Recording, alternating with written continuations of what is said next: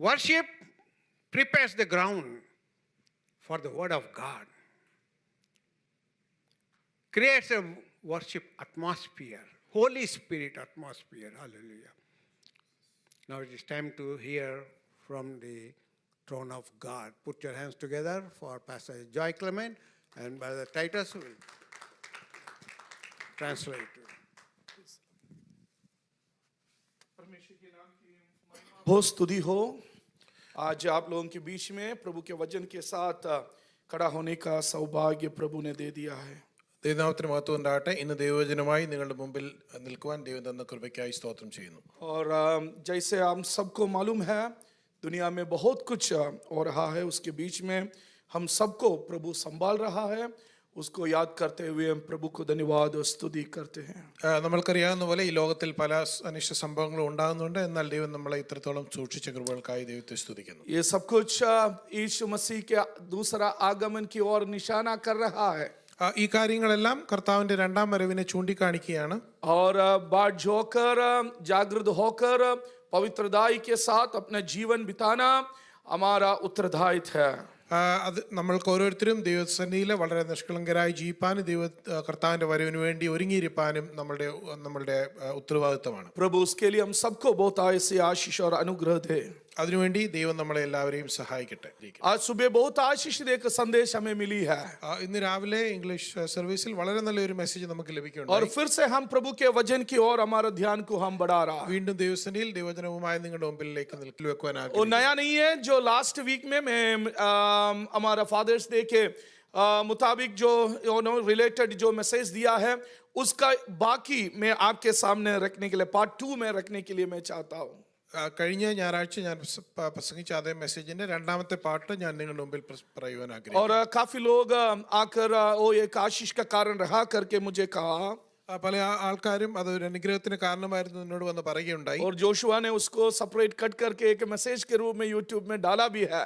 അത് പ്രത്യേകിച്ച് ഒരു യൂട്യൂബിൽ അത് സെപ്പറേറ്റ് ആയിട്ട് അപ്ലോഡ് ചെയ്തിട്ടുണ്ട്. और अगर आप किसी को बेच कर देना है तो जरूर आप हमारा यूट्यूब चैनल में जाएंगे तो आपको उसको अलग से एक संदेश के रूप में आप किसी को चाहिए तो उसके साथ ब्लेस कर सकते हैं. അത് ആർക്കെങ്കിലും ആവശ്യമുണ്ടെങ്കിൽ നിങ്ങൾക്ക് അത് സെപ്പറേറ്റ് ആയിട്ട് അയച്ചു കൊടുക്കാം. അതിനുള്ള രീതിയിൽ യൂട്യൂബിൽ അപ്ലോഡ് ചെയ്തിട്ടുണ്ട്. Praise the Lord. उसका सेकंड पार्ट में मैं वचन को लेकर आज जाने के लिए मैं चाहता हूं. അതിന്റെ രണ്ടാം ഭാഗത്തിലേക്ക് ഞാൻ നിങ്ങളുടെ ശ്രദ്ധ ക്ഷണിക്കുകയാണ്. मैंने ये बात को आपके सामने लास्ट वीक में रखा.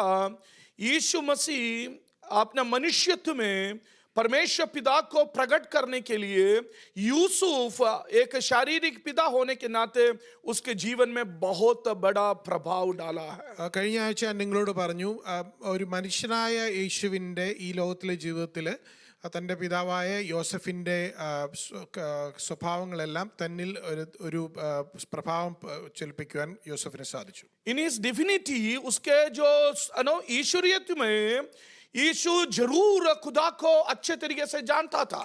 തൻ്റെ ദൈവികത്വത്തില് തൻ്റെ പിതാവിനെ വളരെ നല്ല രീതിയിൽ കർത്താവിന് അറിയാം. प्रभु का वचन कहते हो खुदा ही था. ദൈവജനം പറയുന്നു ദൈവം തന്നെ ആയിരുന്നു. तो वो अच्छे तरीके से खुदा को जानते थे. വളരെ നല്ലതുപോലെ തന്നെ പിതാവായ ദൈവത്തെ അറിയാം. परंतु अपने मनुष्यत्व में यूसुफ ने उसके जीवन में बहुत बड़ा प्रभाव डाले. എന്നാൽ തന്റെ മനുഷ്യ സ്വഭാവത്തിൽ മനുഷ്യ രീതിയിൽ യോസഫ് തന്റെ പിതാവിന്റെ ഒരു സ്വാധീനം യേശുവിലുണ്ടായി. अगर यूसुफ ने उसके जीवन में प्रभाव नहीं डाला होता तो खुदा को पिता के रूप में वो प्रकट करना उनके लिए बहुत मुश्किल हो जाते थे. അങ്ങനെ യോസഫിന്റെ ഒരു സ്വാധീനം യേശുവിന്റെ ലോകത്തിലെ ജീവിതത്തിൽ ഉണ്ടായിരുന്നില്ല എങ്കിൽ സ്വർഗസ്വനായ പിതാവിനെ ആ ഒരു രീതിയിൽ പ്രകടമാക്കുന്നതിന് യേശുവിന് സാധിക്കില്ല. और जब उसने खुदा को पिता के रूप में प्रकट किया, यूसुफ की काफी जो कैरेक्टरिस्टिक्स है, स्वभाव विशेषताएं हैं, आमीन, वहां पर खुदा के जो प्रकटीकरण में हमें दिखाई भी देता है. ഈ യോസഫിന്റെ ഉണ്ടായിരുന്ന സവിശേഷതകളൊക്കെയും യേശുക്രിസ്തു തന്റെ പിതാവിനെ ചൂണ്ടിക്കാണിക്കുമ്പോൾ ആ കാര്യങ്ങളൊക്കെയും അത് അവിടെ പ്രകടമാകുന്നത് നമ്മൾ കാണാൻ സാധിക്കും. और वो यीशु में भी दिखाई दे रहा था. यीशु जब खुदा को प्रकट कर रहे थे और हमें खुदा की विशेषता के रूप में भी वो प्रकट हो रहा था. അത് യേശുവിന്റെ സ്വഭാവത്തിലും അത് പ്രകടമായിരുന്നു. എന്നാൽ യേശു അത് പിതാവിനെ ചൂണ്ടിക്കാണിക്കുമ്പോൾ ആ സമയത്തും ഈ കാര്യങ്ങളൊക്കെയും പ്രകടീകരിച്ചു. मैंने एम्फसिस करके ये बताया कि जितना हम बच्चों से बात करते हैं, समझाते हैं, उससे अच्छा है उसके सामने एक नमूना बनकर, एक मॉडल बनकर रहना हमें उनको सिखाने में और उन्हें समझाने में सबसे उत्तम रहता है करके। ഞാൻ കഴിഞ്ഞ ആഴ്ച നിങ്ങളോട് വളരെ ഊന്നി പറയുകയുണ്ടായി, പൈതങ്ങളോട് കേവലം സംസാരിക്കുക മാത്രമല്ല അവരുടെ ജീവിതത്തിൽ നമ്മളൊരു എക്സാമ്പിളായിട്ട് ജീവിച്ച് കാണിക്കുന്നതാണ് ഏറ്റവും പ്രധാനം. सुनने से ज्यादा जो देखता है वो बच्चों के जीवन में प्रभावित करते हैं. കേൾക്കുന്നതിലൊക്കെ ഉപരിയായി എന്തവർ കാണുന്നു അതാണ് അവരെ കൂടുതലായി ഇൻഫ്ലുവൻസ് ചെയ്യുന്നത്. दो और विशेषताएं यूसुफ के, दो और विशेषताएं मैं आज आपके सामने रखने के लिए चाहता हूं. രണ്ട് സ്വഭാവ ഗുണങ്ങളുടെ, യൂസഫിന്റെ സ്വഭാവ ഗുണങ്ങളുടെ നിങ്ങളുടെ മുമ്പിൽ വെക്കുവാനായിട്ട് ഞാൻ ആഗ്രഹിക്കുന്നു. आमीन. वो सबसे पहले उसका जो डिवोशन है, आमीन, एक डिवोटेड फादर था यूसुफ करके है. യൂസഫ് ഒരു ഭക്തനായ ഒരു പിതാവായിരുന്നു, ഒരു മാതൃകാ പിതാവായിരുന്നു. काफी उसके जो आत्मीय गुणों के बारे में काफी बातें मैंने कल के संदेश में मैंने बताया. യോസഫിന്റെ ആത്മീയ ഗുണങ്ങളെ കുറിച്ച് കഴിഞ്ഞ മെസ്സേജിൽ ഞാൻ പറഞ്ഞിരുന്നു. वो एक टाइटल के अंदर था, he was very spiritually sensitive father. ആത്മീയമായി വളരെ സെൻസിറ്റീവായ, അതിനെ അറിയുന്ന ഒരു പിതാവായിരുന്നു. और उसके दर्शनों के बारे में मैंने आपसे कहा था, യോസഫിനെ ലഭിച്ച സ്വപ്നങ്ങളെ കുറിച്ച്, ദർശനങ്ങളെ കുറിച്ച് ഞാൻ പറഞ്ഞു. अपने परिवार के बारे में, अपने बीवी के बारे में, अपने बच्चों के बारे में परमेश्वर ने उसको काफी दर्शन देकर खुदा ने उनसे बात किया है. തന്റെ കുടുംബത്തെക്കുറിച്ച്, തന്റെ പൈതലിനെ കുറിച്ച്, തന്റെ ഭാര്യയെ കുറിച്ചൊക്കെയുള്ള കാര്യങ്ങൾ സ്വപ്നത്തിലൂടെ, ദർശനങ്ങളിലൂടെ യോസഫിന് ദൈവം കൊടുക്കുകയുണ്ട്. ऐसा परमेश्वर हमसे बात करता है. അങ്ങനെ നമ്മുടെ കർത്താവ് നമ്മളോട് സംസാരിക്കുന്ന ദൈവമാണ്. आमीन. ये मीटिंग करके जब वापस चले गए, हमारे घर में ऐसे बात हुआ, ये सब कुछ है पापा के लिए है करके. ഇവിടെ ഈ കഴിഞ്ഞ ആഴ്ച ഞങ്ങൾ പ്രസംഗിച്ച് വീട്ടിൽ ചെന്നപ്പോൾ ഈ പറഞ്ഞത് മുഴുവൻ പപ്പായ്ക്ക് വേണ്ടിയിട്ടുള്ള മെസ്സേജ് ആയിരുന്നു. मैंने बोला केवल पापा के लिए ही नहीं है, मम्मी के लिए भी है. ഞാൻ പറഞ്ഞത് പപ്പായ്ക്ക് മാത്രമല്ല, അത് മമ്മിക്കും വേണ്ടിയുള്ളതാണ്. Praise the Lord. हम परमेश्वर के वचन में देखते हैं, जब याकूब और ईसा रेबेका के गर्भ में था, कोख में था, रेबेका परमेश्वर से पूछने के लिए, she went to inquire to the Lord, and God revealed the future, generations, how these children shall be to Rebecca. റിബേക്കയുടെ കാര്യം നമ്മൾ വായിക്കുമ്പോൾ യാക്കോബിനെ ഒക്കെ ഉദരത്തിൽ വഹിച്ചുകൊണ്ടിരുന്ന സമയത്ത് ദൈവാലോചന ചോദിക്കുകയും ആ സമയത്ത് മുമ്പോട്ടുള്ള ജനറേഷൻസ് ഒക്കെ എങ്ങനെയാകുമെന്നുള്ള ആലോചന ദൈവം കൊടുക്കുകയും ഉണ്ടായി. तो केवल पापा को ही नहीं प्रकट करता है, मम्मी को भी प्रकट करता है. അതൊരു പിതാവിന് മാത്രമല്ല, മാതാക്കൾക്കും അത് പ്രകടീകരിച്ചു കൊടുക്കുന്നതാണ്. आमीन. काफी माताओं को प्रभु के वचन में देख सकते हैं बच्चों के बारे में दर्शन प्राप्त करते हुए. വളരെയധികം മാതാക്കളെ കുറിച്ച് നമ്മൾ വേദവചനത്തിൽ വായിക്കുന്നുണ്ട്, മക്കളെ കുറിച്ചുള്ള ദർശനങ്ങൾ ലഭിച്ച മാതാക്കൾ. और हमारे सैमसन के माता पिता दोनों मिलकर हमें खुदा से दर्शन को प्राप्त करते हुए हम प्रभु के वचन में पढ़ते हैं. നമ്മൾ കാണുന്നു ശിംശോന്റെ മാതാപിതാക്കൾ ഒരുമിച്ച് ദൈവത്തിൽ നിന്ന് ശിംശോനെ കുറിച്ചുള്ള ആലോചനകൾ ലഭിക്കുകയുണ്ടായി. और सैमसन के मम्मी पापा कह रहे हैं, आमीन, हमने स्वर्गदूत को देखा इसलिए मरने वाला है. और उसका मम्मी कह रही है, नहीं, अगर मरने वाला होता तो परमेश्वर क्यों हमें दर्शन देता है. അവിടെ നമ്മൾ കാണുന്നു ശിംശോന്റെ പിതാവ് പറഞ്ഞു, ഞാൻ ദൈവദൂതനെ കണ്ടു, ഞാൻ മരിച്ചേക്കാം. എന്നാൽ ശിംശോന്റെ മാതാവ് പറഞ്ഞു, അങ്ങനെയുണ്ടെങ്കിൽ ദൈവം എന്തിനു നമ്മളോട് ഇങ്ങനെ സംസാരിക്കണം. तो ये दोनों का उत्तरदायित्व है. हमें मैं जो हमारा जो फादर्स डे होने के नाते पापाओं को जोर देते हुए मैंने उस बातों को आपके सामने रखा है बस. ഇത് മാതാവിന്റെയും പിതാവിന്റെയും ഉത്തരവാദിത്വമാണെങ്കിലും കഴിഞ്ഞ ആഴ്ച ഫാദേഴ്സ് ഡേ എന്നുള്ള നിലയിൽ പിതാക്കന്മാരോട് ഞാൻ അത് എംഫസൈസ് ചെയ്ത് പറഞ്ഞു. परंतु एक और बात मैं बोलकर आगे बढ़ने के लिए चाहता हूं, प्राइमरी रेस्पॉन्सिबिलिटी ले अपॉन फादर्स. ഒരു കാര്യം കൂടെ ഞാൻ നിങ്ങളുടെ മുമ്പിൽ പറയാൻ ആഗ്രഹിക്കുന്നു. ഏറ്റവും പ്രധാനമായ, ഏറ്റവും ഒന്നാമത്തെ റെസ്പോൺസിബിലിറ്റി പിതാക്കന്മാർക്കാണ്. ആമേൻ. Mummy is a safety net. Mummy ഒരു സേഫ്റ്റി നെറ്റ് ആണ്. ഒരു ആമേൻ. as a partners they have to amen take care of their children. തന്റെ ഭർത്താവിനോട് ഒരുമിച്ച് മക്കളുടെ കാര്യങ്ങൾ ചെയ്യുവാൻ വേണ്ടി ദൈവം പാർട്ണർ ചെയ്തിരിക്കുന്നത്. आमेन. ये जो डिवोटेड फादर के रूप में एक दो गुण मैं यूसुफ के बारे में मैं आपको बताने के लिए चाहता हूं. ഒരു ഭക്തനായ പിതാവ് എന്ന നിലയിൽ യോസഫിന്റെ ഒരു ചില ഗുണങ്ങൾ ഞാൻ നിങ്ങളോട് പറയാൻ ആഗ്രഹിക്കുന്നു. आमेन. यूसुफ बाइबल के वचनों में एक शब्द भी यूसुफ ने नहीं कहा है. നമ്മൾ വേദവചനം നോക്കിയാണെങ്കിൽ ബൈബിളിലെ ഒരു വാക്ക് പോലും യോസഫ് പറഞ്ഞതായിട്ട് രേഖപ്പെടുത്തിയിട്ടില്ല. यूसुफ के एक भी शब्द उसके आमेन बाइबल में रिकॉर्ड नहीं किया है. യോസഫിന്റെ പറഞ്ഞ ഒരു കാര്യവും ബൈബിളിൽ എഴുതിയിട്ടില്ല. फिर भी इतने अच्छे तरीके से अपने बेटे के जरिए हमें उसने वो बात करते रहता है. എന്നാലും അങ്ങനെയൊന്നും രേഖപ്പെടുത്തിയിട്ടില്ലെങ്കിലും തന്റെ പൈതലിന് വേണ്ടി വചനങ്ങളിലൂടെ നമ്മളുടെ യോസഫിന്റെ പ്രവർത്തനങ്ങൾ काफी കാണാൻ बार സാധിക്കും. हम बहुत कुछ बात करते हैं परंतु हमें जीवन के जरिए प्रकट करना बहुत मुश्किल हो जाते हैं. പലപ്പോഴും നമ്മൾ വളരെയധികം സംസാരിക്കും, എന്നാൽ നമ്മുടെ ജീവിതത്തിൽ അത് പ്രകടമാക്കുവാൻ നമ്മളെ കൊണ്ട് But സാധിക്കുന്നില്ല. no recorded words of Joseph in the scriptures. ദൈവവചനത്തിൽ യോസഫിന്റെ ആയിട്ട് എഴുതിയതായി ഒരു വാക്കുമില്ല. परंतु उसका जो प्रभाव है अपने बेटे पर अपने परिवार पर बहुत ज्यादा था. എന്നാൽ ആ യോസഫിന്റെ സ്വാധീനം തന്റെ പൈതലിന്റെ മുമ്പിൽ അല്ല തന്റെ കുടുംബത്തിൽ വളരെ പ്രകടമായി. काफी अलग अलग तरीके से है. दो खास बातों को इसका डिवोशन के बारे में मैं आपके सामने रखने के लिए मैं चाहता हूं. രണ്ട് കാര്യം ഞാൻ യോസഫിന്റെ ഭക്തനെ കുറിച്ച്, ഭക്തനായ പിതാവിനെ കുറിച്ച് നിങ്ങളുടെ മുമ്പിൽ വെക്കുവാൻ There are ആഗ്രഹിക്കുന്നു. two different incidents where we see as a family they took Mary and Joseph took Jesus to the temple. നമ്മൾ രണ്ട് സ്ഥലത്ത് കാണുന്നുണ്ട്. യോസഫും മറിയയും കൂടെ യേശുവിനെ ദേവാലയത്തിലേക്ക് കൊണ്ടുപോയ കാര്യങ്ങൾ. ओ ये यीशु मसीह के मंदिर में जाने के दो रिकॉर्ड्स. അതാണ് യേശു യെരുശലേം ദേവാലയത്തിൽ ചെന്നതിന്റെ രണ്ട് റെക്കോർഡ്സ്. और दोनों जो रिकॉर्ड्स में हम देखते हैं वहां पर माता पिता दोनों उपस्थित होते हुए हम देखते हैं. ആ രണ്ട് സന്ദർഭങ്ങളിൽ നമ്മൾ കാണുന്നു ആ പിതാവും മാതാവും അവിടെ ഉണ്ടായിരുന്നു. I mean it is written that Joseph and Mary took Jesus to Jerusalem temple. അവിടെ എഴുതിയിരിക്കുന്നു യോസഫും മേരിയും കൂടെ യെരുശലേം ദേവാലയത്തിലേക്ക് യേശുവിനെ കൊണ്ടുപോയി. उसका माता पिता उसको लेकर मंदिर में चले गए. അവന്റെ മാതാപിതാക്കൾ അവനെയും കൊണ്ട് ദേവാലയത്തിലേക്ക് പോയി. हालेलुया. दोनों ने एक साथ मंदिर में आना बहुत ही महत्वपूर्ण है. രണ്ടുപേരും ഒരുമിച്ച് ദേവാലയത്തിൽ വരുന്നതാണ് ഏറ്റവും അനുഗ്രഹം. Praise the Lord. हमारा चर्च में ऐसे वाले लोग नहीं है. अगर ऐसा कोई है दोनों मिलकर चर्च में बच्चों को लेकर आना वही प्रभु के वचन के आधार पर है. ദൈവവചന പ്രകാരം മാതാക്കളും പിതാക്കളും ഒരുമിച്ച് പൈതങ്ങളെ ദേവാലയത്തിൽ കൊണ്ടുവരണമെന്നുള്ളതാണ് ദൈവത്തിന്റെ കാര്യം. काफी पिताओं को मैंने देखा है पत्नी को बोलते हैं बच्चे को लेकर चर्च में चले जाओ करके. അനേകം പിതാക്കന്മാരെ ഞാൻ കണ്ടിട്ടുണ്ട്. അവരെ പൈതങ്ങളെ മാതാക്കളെ ഏൽപ്പിച്ച് നിങ്ങൾ ദേവാലയത്തിലേക്ക് പോകുക. नहीं, हालेलुया. दोनों मिलकर बच्चों को लेकर मंदिर में आकर खुदा की आराधना करना चाहिए. രണ്ടുപേരും ഒരുമിച്ച് വന്ന് വേണം ദൈവത്തെ ആരാധിക്കാൻ. ये दोनों इंसिडेंट लूका सुसमाचार 2 में हम पाते हैं. ഈ രണ്ട് സംഭവങ്ങളും ലൂക്കാസ് എഴുതിയ സുവിശേഷത്തിന്റെ രണ്ടാം അധ്യായത്തിൽ നമ്മൾ കാണുന്നു. मैंने पहली बार जब 8वां दिन में यीशु मसीह को समर्पित करने के लिए और वचन के आधार पर लेवी व्यवस्था के जो वचनों को आज्ञाओं को दिया गया है उसके आधार पर समर्पण करने के लिए लेकर आया. ഏറ്റവും ആദ്യം നമ്മൾ കാണുന്നത് ന്യായപ്രമാണത്തിന്റെ ചട്ടപ്രകാരം 8ാമത്തെ ദിവസം യേശുവിനെ ദേവാലയത്തിൽ സമർപ്പിക്കുവാനായി കൊണ്ടിരുന്ന സംഭവമാണ്. दूसरा इंसिडेंट है जब यीशु मसीह 12 साल का था उस समय उसको मंदिर में लेकर आया. രണ്ടാമത്തെ സംഭവം എന്ന് പറയുന്നത് യേശുവിന് 12 വയസ്സുള്ളപ്പോൾ യെരുശലേം ദേവാലയത്തിലേക്ക് വന്ന परंतु സംഭവം. उसमें से एक जो वचन को आपके सामने मैं पढ़ने के लिए मैं चाहता ഒരു हूं. വാക്യം ഞാൻ ഇതിൽ വായിക്കുവാൻ ആഗ്രഹിക്കുന്നു. आमीन. वो ऐसा है.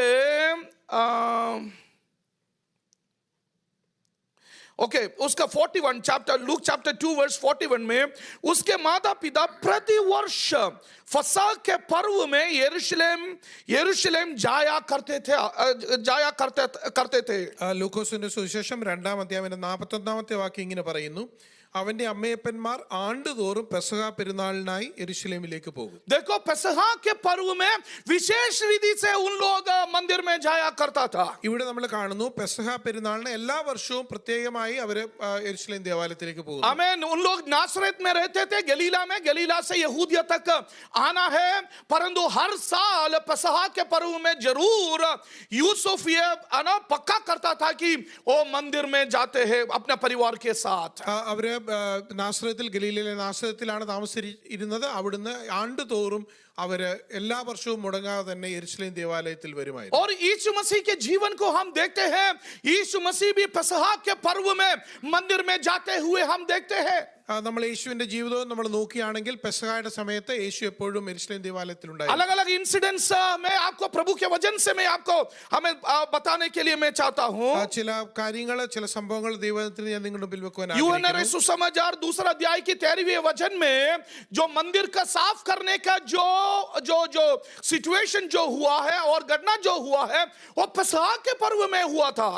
നമ്മൾ യോഹന്നാന്റെ സുവിശേഷം വായിക്കുമ്പോൾ യെരുശലേം ദേവാലയം ദേവാലയത്തിനെ ശുദ്ധീകരിക്കുന്ന സമയത്ത് അത് ഒരു പെസഹായുടെ സമയത്താണ് അത് സംഭവിച്ചത്. हमें जॉन चैप्टर 2 वर्स 13 में ऐसे पढ़ते हैं, यहूदियों का पसहा का पर्व निकट था और यीशु यरूशलेम को गया. उसने मंदिर में बैल भेड़ और कबूतर के बेचने वाले और सर्फों को बैठे हुए पाया. तब उसने रस्सियों का कोड़ा बनाकर सब भेड़े और बैलों को मंदिर से निकाल दिया और सर्फों को पैसा बेकरे दिया और पीड़ों को उलट दिया और कबूतरों को बेचने वालों से कहा, इन्हें यहां से ले जाओ, मेरे पिता के घर को क्यों व्यापार का घर बना रहे हो. യോഹന്നാന്റെ സുവിശേഷം 2-ാം അധ്യായം 13 മുതലുള്ള വാക്യങ്ങളിൽ നമ്മൾ ഇങ്ങനെ കാണുന്നു. യഹൂദന്മാരുടെ പെസഹ സമീപമാകൊണ്ട് യേശു യെരുശലേമിലേക്ക് പോയി. ദേവാലയത്തിൽ കാള, ആട്, പ്രാവ് എന്നിവ വിൽക്കുന്നവരെയും അവിടെ ഇരിക്കുന്ന പൊൻ വാണിഭക്കാരെയും കണ്ടിട്ട് കയറുകൊണ്ടൊരു ചമ്മറ്റി ഉണ്ടാക്കി ആടുമാടുകളോടും കൂടെ എല്ലാവരെയും ദേവാലയത്തിൽ നിന്ന് പുറത്താക്കി. പൊൻവാണിഭക്കാരുടെ നാണ്യം തൂക്കിക്കളഞ്ഞ് മേശകളെ മറിച്ചിട്ടു. പ്രാവുകളെ വിൽക്കുന്നവരോട്, ഇത് ഇവിടെ നിന്ന് കൊണ്ടുപോകുവിൻ, എന്റെ പിതാവിന്റെ ആലയത്തെ വാണിഭശാലയാക്കരുത് എന്ന് പറഞ്ഞു. यीशु उस मंदिर को ये कहते हैं कर बुलाता है, मेरा पिता का घर करके वो हमें मंदिर को बुलाता है. നമ്മളിവിടെ കാണുന്നു യേശുക്രിസ്തു പറയുന്നു ഇത് പിതാവിന്റെ ആലയം എന്ന രീതിയിൽ പറയുന്നു. जरूर उसका स्वर्गीय पिता के घर के रूप में वो जानता है, തീർച്ചയായും തന്റെ സ്വർഗസ്വനായ പിതാവിന്റെ ഒരു ഭവനത്തെ കുറിച്ചുള്ള രീതിയിൽ മനസ്സിലാക്കുന്നുണ്ട്. परंतु उसका पापा का भी लगाव उस मंदिर के साथ था, इसलिए वो दिल की गहराई से ये बुला पाए, मेरा पिता का घर करके. അതുപോലെ തന്നെ തന്റെ ഈ ലോകത്തിലെ പിതാവിന്റെ പ്രഭാവം ഉണ്ടായത് കൊണ്ടാണ് ഇങ്ങനെ എന്റെ പിതാവിന്റെ ആലയം എന്ന് പറയുവാനായിട്ട് യേശുവിന് സാധിച്ചു. दूसरा एक इंसिडेंट है, पेसहा के पर्व के समय पर यीशु खड़े होकर लोगों से कहते हैं, जो कोई प्यासा है मेरे पास आ जाओ करके. വേറൊരു സംഭവം പറയുന്നു, യേശു പെസഹയുടെ സമയത്ത് ഇങ്ങനെ പറയുന്നു, നിങ്ങൾ ദാഹിക്കുന്നവരെല്ലാം എന്റെ അടുക്കൽ വരുവിൻ. हमें वो जो यहूदी धर्म की जो खोखापन को, कालीपन को देखकर यीशु कह रहा है, जो कोई प्यासा है मेरे पास आ जाओ और जो मुझ में से पिएगा वो तृप्त रहेगा करके.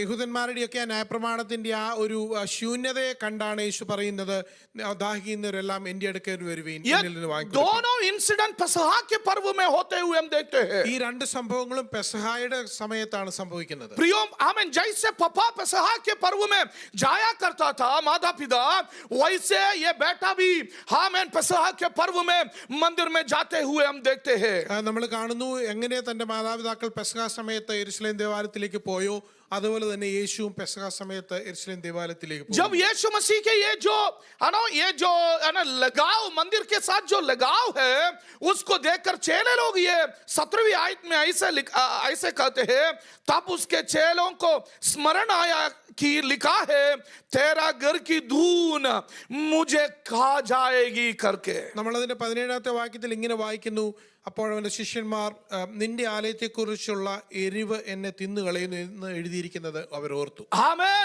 हमें परमेश्वर का मंदिर का प्रदीप एक धून यीशु मसीह के अंदर था. प्रियो, ദൈവത്തിന്റെ ആലയത്തിനെ കുറിച്ചുള്ള ഒരു എരിവ് യേശുവിന്റെ ഹൃദയത്തിലുണ്ടായിരുന്നു. कैसे ये लड़का के अंदर ये आया है? ഇതെങ്ങനെയാണ് ഈ പൈതലിന്റെ ഉള്ളിലുണ്ടായത്? ये मंदिर के बारे में एक धून कैसे आया है लड़का के अंदर? എങ്ങനെയാണ് ഈ ദേവാലയത്തിനെ കുറിച്ചുള്ള ഒരു എരിവ് യേശുവിന്റെ ഉള്ളിൽ വന്നത്? हमें वो धून उसके पापा के अंदर था. ആ ഒരു എരിവ് അതുപോലെ തന്നെ ഒരു സംഭവം യോസഫിന്റെ हमें ഉള്ളിലുണ്ടായിരുന്നു. वो जो धून है यहाँ पर उसके बेटा का जीवन में हम देखते हैं. ആ ഒരു ഗുണമാണ് ഈ ലോകത്തിലെ രീതിയിൽ ഈ യേശുവിന്റെ ഉള്ളിൽ നമ്മൾ हमें കാണുന്നത്. काफी उदाहरण प्रभु के वचन से मैं आपके सामने रख सकता हूँ. അങ്ങനെ പല ഉദാഹരണങ്ങളും വചനത്തിൽ നിന്ന് എനിക്ക് വെക്കുവാനായിട്ട് സാധിക്കും. आप पर एल्काना का कहानी आपको मालूम है, शमूएल का पापा और मम्मी की कहानी आपको मालूम है. ശമൂവേലിന്റെ മാതാപിതാക്കളെ എൽക്കാനെ കുറിച്ചുള്ള കാര്യം നമ്മൾക്കറിയാമല്ലോ. हमें शीलोहा में हर साल उन लोग आराधना के लिए जाया करता था. എല്ലാ വർഷവും ഷീലോഹാമിൽ അവർ ആരാധനയ്ക്ക് വേണ്ടി പോകും. हमें ये बहुत दूर सफर करके उन लोग जाते थे आराधनालय में. വളരെയധികം ദൂരം യാത്ര ചെയ്താണ് അവർ എലോഹമിൽ ഇവിടെ എത്തിയിരുന്നത്. और शीलोहा में क्या क्या हो रहा है उसके बारे में प्रभु के वचन कहते हैं. ദൈവവചനത്തിലെ ഷീലോഹാമിൽ എന്തൊക്കെയാണ് സംഭവിക്കുന്നതെന്ന് പറയുന്നുണ്ട്. एक अच्छा जगह नहीं था वो. ഷീലോഹാം ഒരു വളരെ നല്ല സ്ഥലമല്ലായിരുന്നു. हमें मंदिर में बहुत कुछ हो रहा था. ആ ദേവാലയത്തിൽ വളരെയധികം കുറവ് കുറവുകളും പ്രശ്നങ്ങളും ഉണ്ടാവുകയായിരുന്നു. मुख्य याजक अंधा था അവിടുത്തെ ഏറ്റവും പ്രധാന പുരോഹിതൻ അന്ധനായ ഒരു और വ്യക്തിയായിരുന്നു. उसके बच्चे दोनों चोरी करने वाले थे. തന്റെ മക്കൾ രണ്ടുപേരും മോഷ്ടിക്കുന്നവരായിരുന്നു. अनाज्ञाकारी थे. അവർ ദൈവജനം അനുസരിക്കുന്നവരല്ലായിരുന്നു. आमीन. ऐसे वाला मंदिर में एल्काना अपना परिवार को लेकर हर साल जाया करता था. അങ്ങനെ ഒരു ദേവാലയത്തിലും എൽക്കാന തന്റെ കുടുംബത്തെ കൊണ്ടുപോയി എല്ലാ വർഷവും ദേവാലയത്തിൽ പോകുമായിരുന്നു. आमीन. उस पप्पा के अंदर परमेश्वर के मंदिर के बारे में एक धुन था. തന്റെ പിതാവിന്റെ ഉള്ളിൽ ദൈവാലയത്തിനെ കുറിച്ചുള്ള ഒരു എരിവുണ്ടായിരുന്നു. क्या परिणाम हम वहां पर देखते हैं? എന്താണ് അതുകൊണ്ട് ഉള്ള പരിണാമം നമ്മൾ केवल वो കാണുന്നത്? मंदिर को नहीं, पूरा यहूदियों का उद्धार देने वाला महान एक परमेश्वर का दास को उस परिवार में देखकर परमेश्वर ने अपना महिमा को दर्शाया. അതാ ഒരു കേവലം കുടുംബത്തിന് വേണ്ടി മാത്രമല്ല എല്ലാ യഹൂദന്മാർക്കും വേണ്ടിയുള്ള വിടുതലിനുള്ള ഒരു പൈതലിനെ ആ കുടുംബത്തിലേക്ക് ദൈവം കൊടുക്കുകയുണ്ടായി. आमीन. मूसा के बाद ऐसा एक बड़ा भविष्यवक्ता को हम नहीं देखते हैं. शमूएल ऐसा महान एक व्यक्ति के रूप में उस परिवार से आमीन एल्काना के परिवार से उठ खड़े हो गए हैं. മോശയ്ക്ക് ശേഷം നമ്മൾ കാണുന്ന ഏറ്റവും വലിയ ഒരു പ്രവാചകനായി നമ്മൾ അവിടെ ശമൂവേലിനെ കാണുന്നു. पापा मम्मी लोग, मैं ये पूछने के लिए चाहता हूं, क्या आपके अंदर परमेश्वर के मंदिर के प्रति एक धुन है? മാതാപിതാക്കളോട് ഞാൻ നിങ്ങളോട് ചോദിക്കുവാൻ ആഗ്രഹിക്കുന്നു, നിങ്ങൾക്കും ഇങ്ങനെ ദേവാലയത്തിലെ കുറിച്ച് ഒരു എരിവുണ്ടോ आमीन. ആഗ്രഹമുണ്ടോ? ये धुन मेरे अंदर है तो मेरे बच्चों के अंदर ये देख सकता है. ആ ഗുണം എന്റെ ഉള്ളിൽ ഉണ്ടെങ്കിൽ മാത്രമേ അത് പൈതങ്ങളുടെ ഉള്ളിൽ वो കാണാൻ സാധിക്കുള്ളൂ. ट्रांसफर होता है. അതൊരു ട്രാൻസ്ഫർ ചെയ്യുന്ന അതൊരു കൊടുക്കുന്ന ഒരു അനുഭവമാണ്. यूसुफ के अंदर आलय के प्रति मंदिर के प्रति धुन था.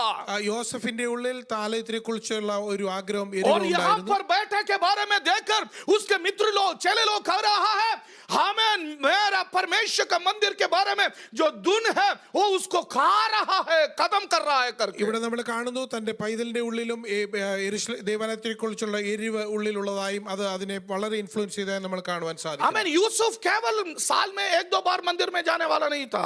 യോസഫ് അങ്ങനെ ഒരു വർഷത്തിൽ കേവലം 1-2 പ്രാവശ്യം ദേവാലയത്തിൽ പോകുന്ന ഒരു വ്യക്തി മാത്രമല്ല. आमीन. वो जरूर आमीन वहां के सिनगोग में हर सैटरडे जाया करता था.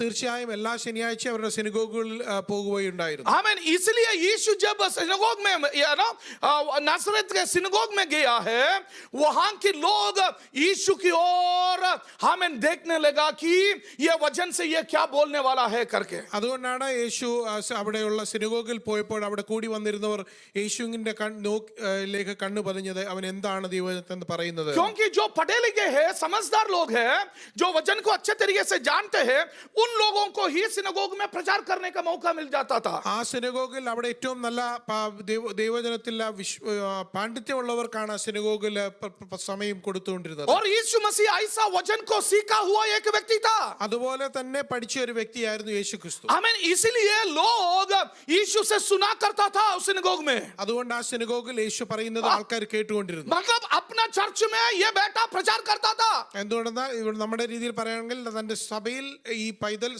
പ്രസംഗിക്കുമായിരുന്നു. हमारे बच्चे हमारे चर्च में प्रचार करना चाहिए. നമ്മളുടെ പൈതങ്ങളും നമ്മളുടെ സഭകളിൽ പ്രസംഗിക്കണം. मैं ऐसा बड़ा हुआ एक व्यक्ति हूँ. അങ്ങനെ വളർന്നു വന്ന ഒരു വ്യക്തിയാണ് ഞാനും. आमीन. चर्च में मैंने प्रचार किया था ഞങ്ങളുടെ സഭയിൽ ഞാൻ പ്രസംഗിക്കുമായിരുന്നു. और ओपन एयर मीटिंग में ले जाया करता था मेरे पास्टर ने मुझे.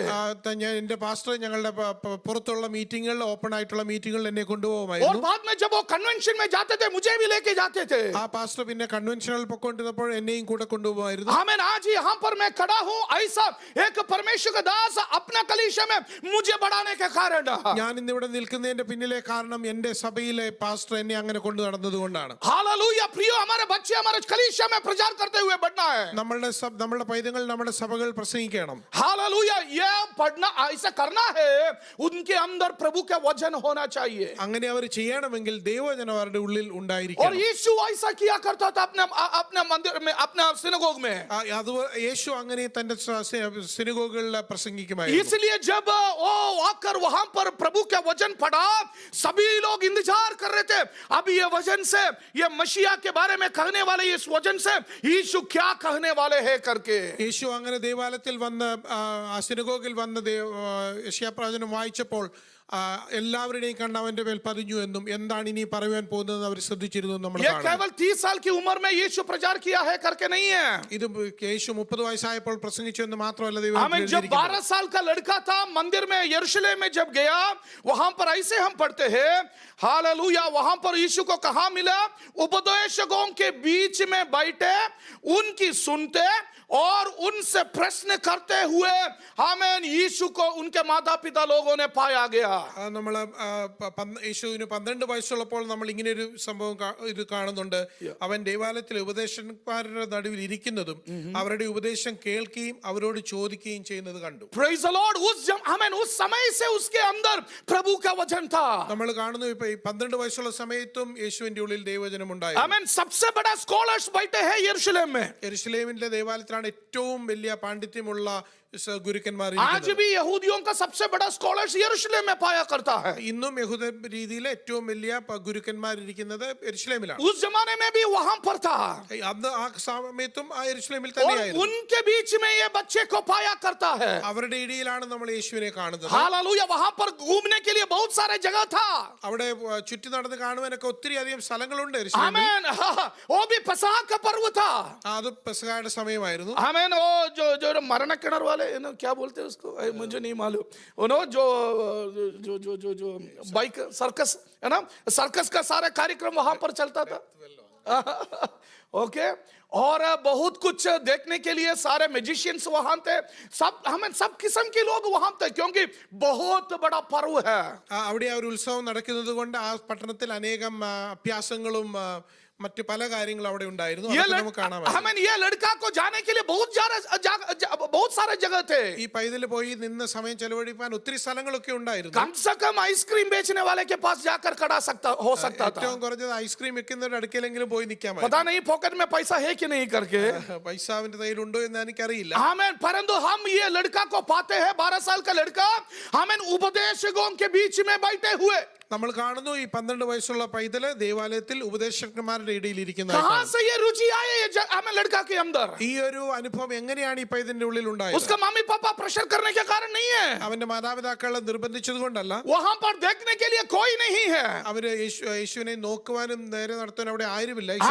उनसे सुनते और उनसे पूछते हुए वहां पर उनके बीच में बैठ रहा है 12 साल का लड़का. നമ്മൾ കാണുന്ന ഈ 12 വയസ്സുള്ള വ്യക്തി അവര് പറയുന്ന കേൾക്കുകയും അവരോട് ചോദ്യങ്ങൾ ചോദിക്കുകയും ചെയ്യുന്നു. आमीन. ओ उपदेशकों में आमीन लोग शायद उसका देखकर उसके पापा के बारे में याद किया होगा. ആ ഉപദേശകന്മാർ അത് കേട്ടപ്പോൾ യേശുവിന്റെ പിതാവ് യോസഫിനെ കുറിച്ച് അവർ ഓർത്തിരിക്കാം. अगर ये पापा के अंदर ये दूध नहीं होता ये लड़का उपदेशकों के बीच में पाया नहीं होता. ആ ഗുണം യോസഫിന്റെ ഉള്ളിൽ ഇല്ലായിരുന്നുവെങ്കിൽ യേശു ചിലപ്പോൾ അവിടെ ഉണ്ടായിരിക്കില്ലായിരുന്നു. आमीन. He was a devoted father. വളരെ ആത്മീയമായി വളരെ ഒരു ഭക്തനായ പിതാവായിരുന്നു. आमीन. उसके घर में हमें हमारे तरफ से बोले चाहे हमें शाम को और अच्छा प्रेयर होता था. നമ്മുടെ ഇന്നത്തെ രീതിയിൽ പറയുകയാണെങ്കിൽ വൈകുന്നേരം സന്ധ്യാസമയത്ത് നമ്മുടെ കുടുംബ പ്രാർത്ഥനയുള്ള ഒരു സഭ. और उसमें वो जरूर वहां पर वो प्रीच करते होंगे യോസഫ്. ആ ഒരു കുടുംബ പ്രാർത്ഥനയിൽ യോസഫ് തീർച്ചയായും ദൈവവചനം പറയുമായിരിക്കും. शायद वो हमें बाइबल स्टडी चलाते होंगे अपने बच्चे के लिए. ചിലപ്പോൾ ദൈവവചനത്തിന്റെ പഠനങ്ങൾ അവിടെ നടന്നിരിക്കാം. हमें सुबह बाइबल मेमोराइज करने के लिए वो समय निकालते होंगे. അത് രാവിലെ സമയം തന്റെ ബൈബിൾ വാക്യങ്ങളൊക്കെയും മെമ്മറൈസ് ചെയ്യാൻ ഓർത്തിരിക്കാനുള്ള കൃപ ചെയ്യുന്നുണ്ടായിരിക്കും. आमीन. ऐसा ये बच्चे के अंदर प्रभु का वचन घुस गया और ये 12 साल के लड़का उपदेशकों के बीच में उनसे सुनते और उनसे पूछते हुए हम पाते हैं. അങ്ങനെയുള്ള ഗുണങ്ങൾ ഉണ്ടായിരുന്നതുകൊണ്ടാണ് ഈ 12 വയസ്സുള്ളപ്പോൾ യേശുവിനുള്ള ഇങ്ങനെയുള്ള ഗുണങ്ങൾ നമ്മൾ കാണുന്നത്. हालेलुया प्रियो.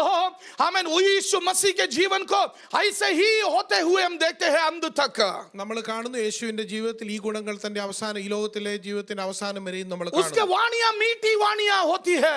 താൻ പറഞ്ഞിരുന്ന തന്റെ വാചകങ്ങൾ വളരെ മധുരമേറിയ The വാക്കുകളായിരുന്നു. revelations that he has given to us आमीन आज तक दुनिया ने सीखकर खत्म नहीं किया है. യേശുക്രിസ്തു പറഞ്ഞ വെളിപ്പാടുകൾ ഇന്ന് വരെയും ഈ ലോകം അതിനെ പഠിച്ചു തീർന്നിട്ടില്ല. आमीन. चले लोग कहता है आमीन आनंद जीवन की मोतियां तेरे मुंह में है आपको छोड़कर हम कहां जाए. തന്റെ ശിഷ്യന്മാർ പറയുന്നു നിത്യജീവന്റെ മൊഴികളാണ് നിന്റെ ഉള്ളിലുള്ള നിന്നെ വിട്ട് ഞങ്ങൾ എവിടെ പോകും. आमीन. ऐसा ऐसा है कि यीशु को वहां पर हम देखते हैं। അങ്ങനെ ഒരു യേശുവിനെയാണ് നമ്മൾ അവിടെ കാണുന്നത്. कहां से ये यीशु आया है? उसका आमीन बाप की ओर से.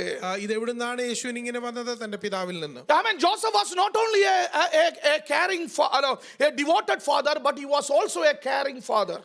ഒരു യേശുഫ് വളരെ പരിപാലിക്കുന്ന ഒരു കെയർ ചെയ്യുന്ന ഒരു പിതാവ് കൂടിയായിരുന്നു. Amen. काफी उदाहरण हम प्रभु के वचन से उसके बारे में हम देख सकते हैं. ദൈവത്തിന്റെ പല ഉദാഹരണങ്ങളും നമുക്ക് കാണുവാൻ സാധിക്കും. हम जानते हैं वो अपने बीबी को लेकर जैसे उसके बीबी को उसने टेक केयर किया, हम उसके बारे में जानते हैं. നമ്മൾ ദൈവത്തിൽ വായിക്കുന്നു തന്റെ പത്നിയെ എങ്ങനെയാണ് പരിപാലിച്ചതെന്ന് നമ്മൾ കാണുന്നു. आमीन. उसके बाद उसको लेकर बेथलेहम में जाते हुए हम देखते हैं. അതിനുശേഷം അവരെ ബേത്ലഹേമിലേക്ക് കൊണ്ടുപോകുന്നതായി നമ്മൾ കാണുന്നു. जो हमें चाहे उसका डिलीवरी के लिए जो बंदोबस्त नहीं कर पाए, फिर भी तुरंत बाद डिलीवरी के तुरंत बाद हमें बेबी को मम्मी को एक हमें कम से कम एक जगह में सुरक्षित होते हुए हम देखते हैं. നമ്മൾ എങ്ങനെയാണ് യേശുവിന്റെ ജന്മമുണ്ടായി നമ്മൾ അറിയുന്നില്ല. അതിനുശേഷം വളരെ പെട്ടെന്ന് തന്നെ ഒരു സ്ഥലം കണ്ടുപിടിക്കുകയും ആ പുൽത്തൊട്ടിയിൽ കൊണ്ടുവെക്കുകയും और वहां से इजिप्ट भागते हुए हम देखते हैं. അവിടുന്ന് ഈജിപ്തിലേക്ക് ഓടിപ്പോകുന്നതായി നമ്മൾ और കാണുന്നു. वहां से वापस नासरत में आकर रहते हुए हम देखते हैं. അതിനുശേഷം മടങ്ങി വന്ന് നാസറത്തിൽ താമസിക്കുന്നതായി നമ്മൾ കാണുന്നു. In later period as a carpenter he took care of his family. അതിനുശേഷം ഒരു മരപ്പണിക്കാരൻ എന്ന രീതിയിൽ തന്റെ കുടുംബത്തെ പരിപാലിക്കുന്നതായി और കാണുന്നു. यीशु जाना जाता था ये कारपेंटर सन करके उसको बुलाए गए थे. യേശു ഒരു മരപ്പണിക്ക് ഒരു ആശാരിയുടെ തച്ചന്റെ മകൻ എന്ന് വിളിക്കപ്പെടുവാനിടയായി. आमीन. क्योंकि उसका पापा ये काम करते हुए अपने परिवार को चलाते थे. എന്തുകൊണ്ടെന്നാൽ തന്റെ പിതാവ് ആ ജോലി ചെയ്താണ് കുടുംബത്തെ പരിപാലിച്ചുകൊണ്ടിരുന്നത്. आप ये सारे गुण यीशु में भी आप देख सकते हैं. ഈ എല്ലാ ഗുണങ്ങളും നമ്മൾ യേശുവിൽ നമ്മൾ കാണുവാൻ സാധിക്കും. आमीन. काफी सिचुएशंस आपके याद में लेकर आने के लिए मैं चाहता हूं, परंतु समय मुझे अनुमति नहीं दे रहा है. സമയമില്ലാത്തതുകൊണ്ട് പല കാര്യങ്ങളും ഞാൻ ഇവിടെ പറയാൻ ആഗ്രഹിക്കുന്നില്ല. Amen. After his father's death, he took care of the family. തന്റെ പിതാവിന്റെ മരണശേഷം താൻ തന്റെ ഭവനത്തെ പരിപാലിക്കുകയുണ്ടായി. Amen. उसके बाद जब खाना में आया, उसका मम्मी आकर ये कह रहा है, Amen, ये घर में समस्या है, आप उसका हल निकालो करके. കാനായിലെ ആ വിവാഹ ഭവനത്തില് മാതാവ് യേശുവിനോട് പറയുന്നു ഇവിടെ ഒരു പ്രശ്നമുണ്ട്, അത് മാറ്റിക്കൊടുക്കണം. And one important thing that he shares to his mother.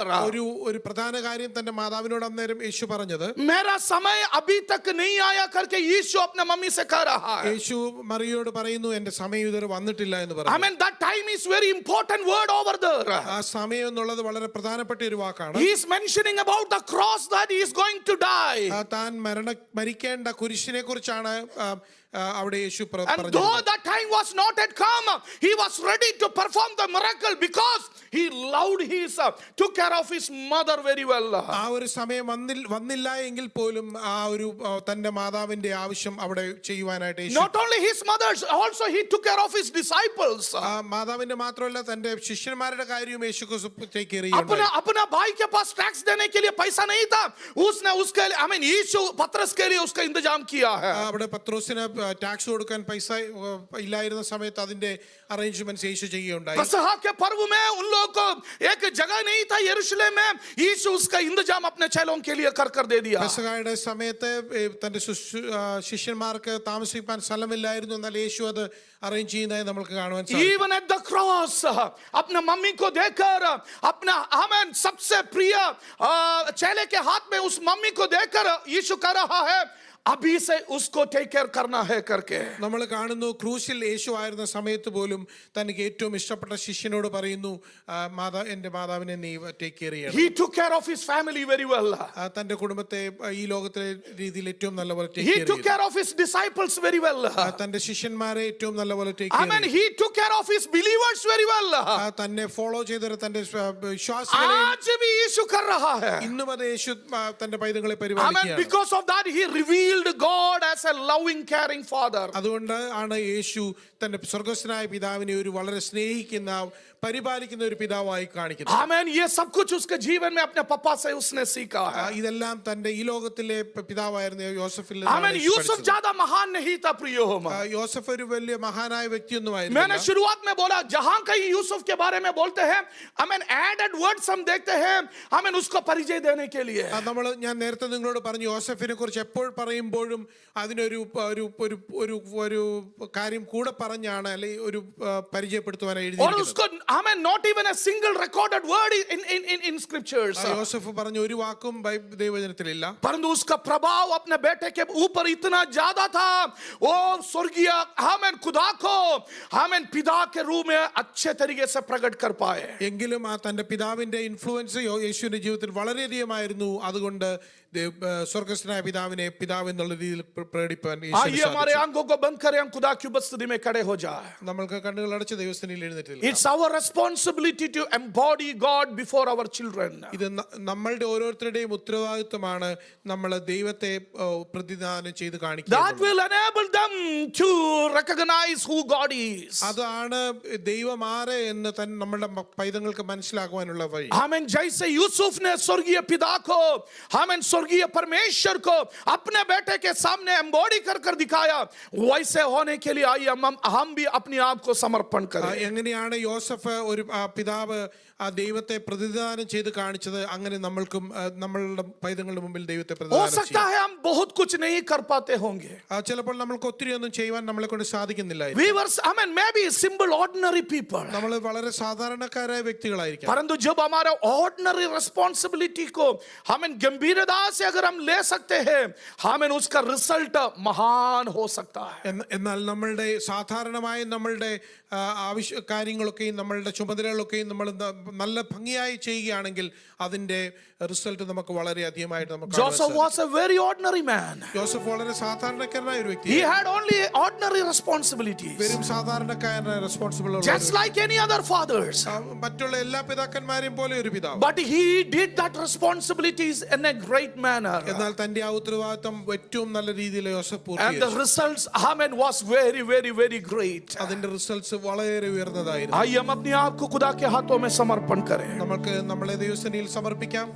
हमें छोटे बड़े जो कुछ भी हमें बातें खुदा ने हमारे हाथ में सौंपा है, നമ്മളുടെ കയ്യിൽ ദൈവം തന്നിരിക്കുന്ന ഏറ്റവും ചെറുതോ വലുതോ ആയ എല്ലാ കാര്യങ്ങളും उत्तरदायी के साथ हमें पूर्णता के साथ निभाने के लिए अपने आप को हम समर्पण करें. വളരെ ഉത്തരവാദിത്വത്തോടെ അത് പൂർത്തീകരിക്കാൻ ദൈവം നമ്മളെ സഹായിക്കട്ടെ. May the good God help us. ദൈവം നമ്മളെ സഹായിക്കട്ടെ. ये आखिरी गीत जब हम गाते हैं, मिलकर हम खुदा को महिमा करें और ऑफरिंग के जरिए हम प्रभु को महिमा और प्रशंसा भी हम करें. അവസാനത്തെ ഗീതം നമ്മൾ പാടുമ്പോൾ ദൈവസന്നിധിയിൽ നമ്മുടെ സ്തോത്രാഴ്ചകളെ സമർപ്പിക്കുകയും ദൈവത്തെ മഹത്വപ്പെടുത്തുകയും ചെയ്യും.